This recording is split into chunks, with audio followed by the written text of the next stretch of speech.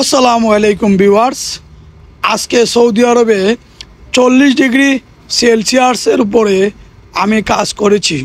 আপনি 40 ডিগ্রি সেলসিয়াসের উপরে কতটুকু সময় দাঁড়িয়ে থাকতে পারবেন? আপনি বেশি সময় দাঁড়িয়ে থাকতে পারবেন না, কারণ কোনো অবস্থায় এত গরম সহ্য করা আমাদের পক্ষে সম্ভব নয়। এর মধ্যে দিয়েই দেখুন, আমি এক বয়স্ক ভদ্রলোকের বাড়িতে কাজ করতে এসেছিলাম। উনি আমার অনেক পুরাতন কাস্টমার। কাজ শেষে অনেকটাই সুন্দর পরিবেশ দেখে আমার লিপ্সা চলে আসছে, যার জন্য আমার ইচ্ছে হয়েছে আপনাদেরকে কিছু দেওয়ার চেষ্টা করি।